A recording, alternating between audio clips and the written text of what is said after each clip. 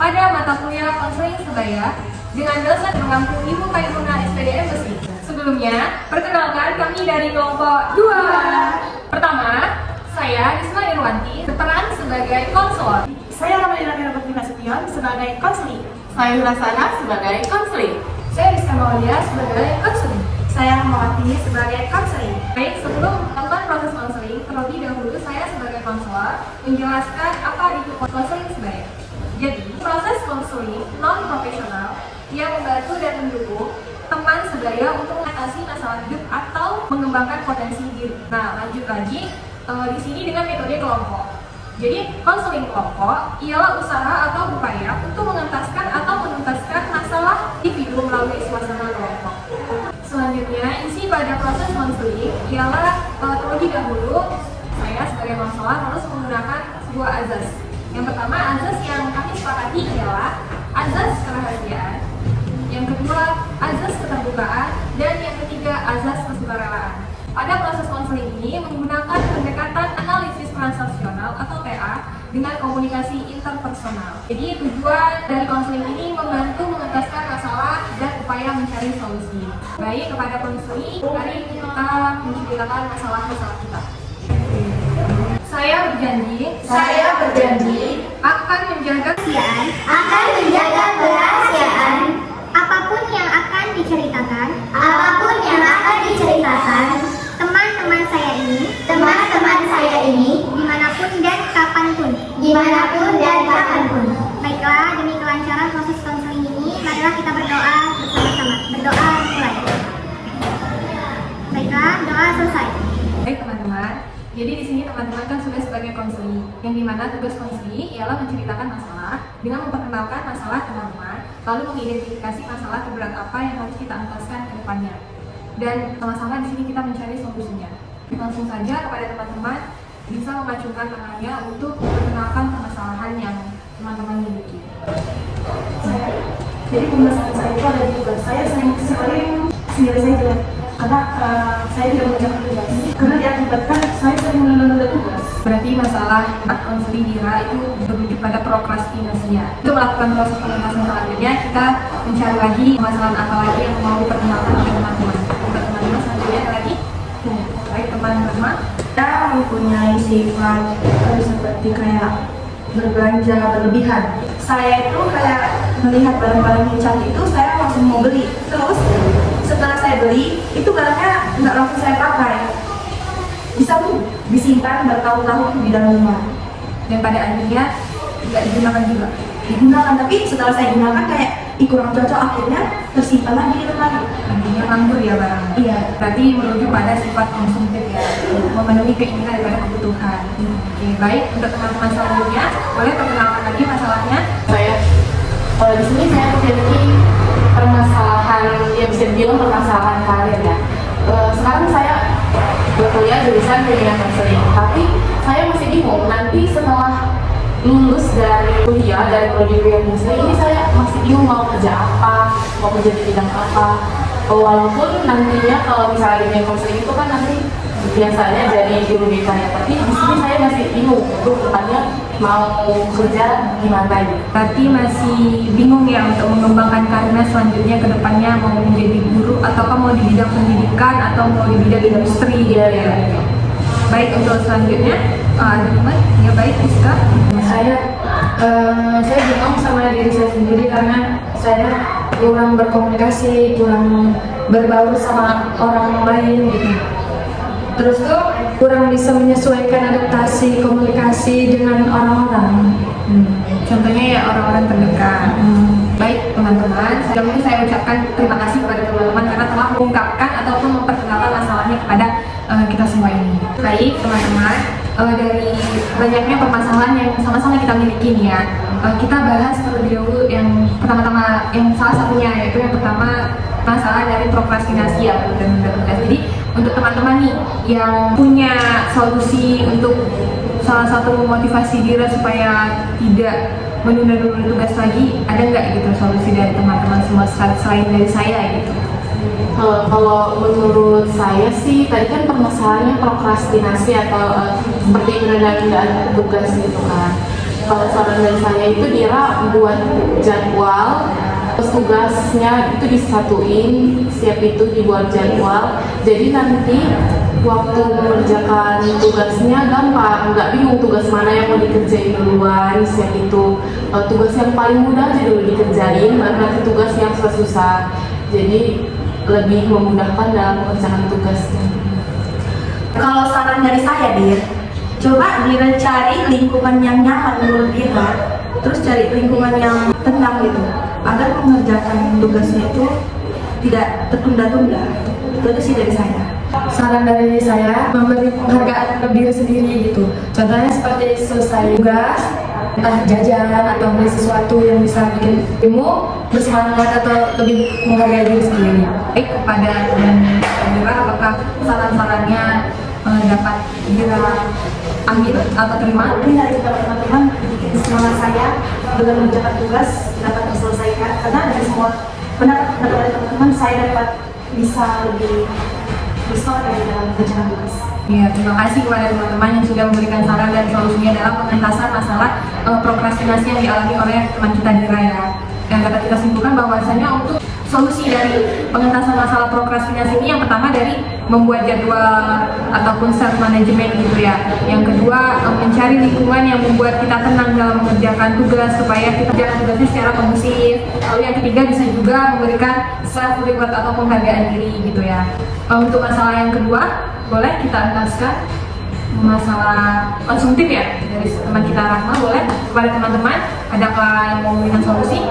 Oke, menurut saya mungkin kamu harus mengubah pola belanja. Jadi kamu harus menyesuaikan mana yang keinginan dan mana kebutuhan. Boleh sesekali keinginan kamu beli itu sebagai self reward, tapi jangan sampai terusan dan menghabiskan banyak uang. Terus cari belanja itu sesuai dengan kebutuhan apa sih kebutuhan yang kamu temukan itu.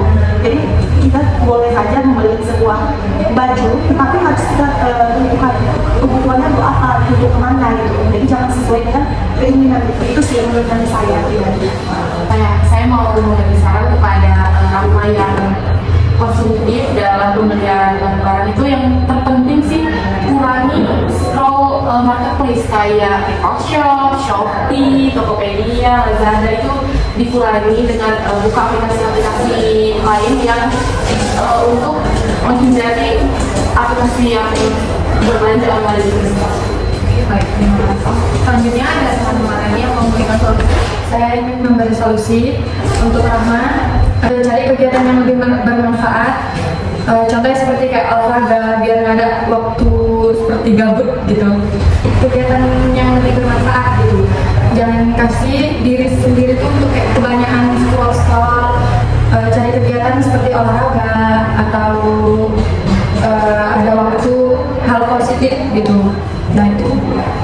Terima kasih untuk teman-teman yang telah memberikan saran ataupun solusinya untuk pengentasan masalah yang dimana yang dimiliki oleh teman kita Rahma yang memiliki sifat konsumtif ya, dimana membeli barang-barang yang menurut kita nggak penting gitu, kayak membeli barang sesuai keinginan tapi tidak sesuai dengan kebutuhan. Itu kan termasuk sifat yang baik dalam diri kita gitu ya.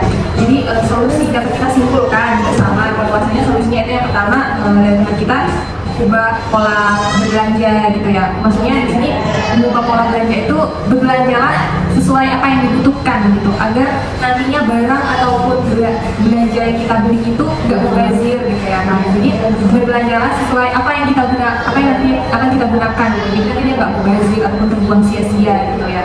Yang selanjutnya belajar manajemen uang ya. Belajar manajemen uang. Jadi kita ini harus punya yang namanya tabungan. Kalau terus-menerus uang kita buat belanja, kita nggak ada tabungan kan sulit juga ya. Nah, kita juga harus membutuhkan yang namanya dana darurat gitu kan. Dan yang terakhir ya kita harus mencari kegiatan lain. Jadi kalau gabut itu jangan terus-menerus yang namanya scroll medsos gitu ya. Lebih baik kita mengerjakan hal-hal yang bermanfaat. Contohnya tadi kayak olahraga gitu ya kan. Oke. Mungkin solusi dari teman-teman kita semua dapat diterima oleh teman kita Rahma. Saya terima karena solusi dari teman-teman sekali ini membuat pola pikir saya itu sadar gitu atas yang saya melakukan hal tersebut. Nah, ada nih permasalahan yang kita ataskan mengenai kecemasan karir yang dialami oleh teman kita Hasanah. Jadi menurut teman-teman nih, gimana solusi terbaiknya tentang kecemasan karir? Saya akan memberikan solusi untuk Hasanah. Jadi menurut saya itu kamu harus mengembangkan keterampilan kamu itu. Jadi dengan maksud mengembangkan keterampilan ini adalah misalnya kamu ada skill di berbagai bidang, apapun lah itu dapat kamu kembangkan dan kamu dapat inovasikan dan kamu bisa melakukan mana jalannya itu mana gitu. Itu sih dari saya pribadi. Mungkin ada yang lain? Saran dari saya untuk saya, coba kamu cari dukungan seperti diskusi dengan orang terdekat. Biasanya kamu orang terdekat kamu itu siapa? Keluarga kah? Apa teman atau pacar? Kalau diskusi dengan orang terdekat itu membuat anda itu kayak lebih paham dan dukung. Itu dari saya. Saya buat rencana karir, terus buat dari sekarang atau tujuan kamu nanti mau kemana sesuaikan sama skill yang ada di diri kamu gitu, biar nanti pas udah ngejalanin karirnya cocok sama diri kamu gitu. Itu aja sih. Baik, terima kasih bagi teman-teman yang telah memberikan solusi terhadap pengentasan masalah yang dialami oleh teman kita di atas sana, yaitu tentang kecemasan karir yang teman kita. Apakah solusi dari teman-teman kita semua ini dapat diterima atau menjadi motivasi? Ya, terima kasih kepada teman-teman yang sudah memberikan saran dan solusi terhadap masalah saya kayak tadi buat rencana karir, jadi perkembangan keterampilan, sifat pada orang terdekat yang mungkin tadi kepada saya itu. Terima kasih. Saya Ya, untuk tambahannya dari saya, kita nih sebagai seseorang yang masih kayak orang tua dan kita anak-anak, lebih baik kita ikuti acara-acara seminar karir gitu ya kan. Contohnya kayak kampus kita memiliki bantuan karir nih kayak CDAC kursi. Kepada teman-teman, kita berikan solusinya untuk teman kita bisa. Teman-teman, boleh? Jadi saya mau cuma sama diri untuk mendekatkan diri berbicara dengan orang baru. Karena kamu dari kamu berbicara dengan orang baru, kamu bisa membangun berkomunikasi sehingga kamu tidak menjadi orang yang susah berkomunikasi. Karena dengan kita berkomunikasi dengan orang baru, kita dapat mencarikan karakter dari semua orang, dan semua itu kan punya karakter yang berbeda. Dan kamu dengan karakter orang berbeda itu kamu dapat menjadikan penyesuaian diri juga kan. Oh, si ini begini karakternya, kalau saya bicara sama dia begini karakternya, terus kepada lain begini gitu. Jadi kamu dapat menyesuaikan diri kamu gimana gitu dengan kamu bertemu dengan orang-orang baru, bertemu dengan orang baru. Jadi itu sih cara dari saya. Teman kita jelas selanjutnya. Saya mau memberi saran kepada Rizka Mulia. Coba kamu bergabung dengan orang yang dipercaya. Coba ubah pola pikir kamu. Jangan anggap semua orang di sekitar kamu itu benci sama kamu. Jadi saya ingin memberi saran kepada Rizka untuk kamu yang sulit berkomunikasi atau beradaptasi dengan hal baru, untuk saran dari Dina dan saran dari mereka sudah sulit diperhatikan untuk berkomunikasi dengan say hi langsung dengan orang baru itu sulit kan. Jadi menurut saya itu di awal itu diskusi, perbanyak ngobrol bareng orang mereka dulu seperti keluarga, teman, sampai keluarga sih pasti lebih dekat gitu dan lebih mengerti. Jadi dari keluarga itu sering berkomunikasi, sering diskusi, pasti nanti akan terbawa juga di kehidupan dan di kuliahan, jadi lebih gampang berkomunikasi dengan teman-teman yang ada di kuliahan.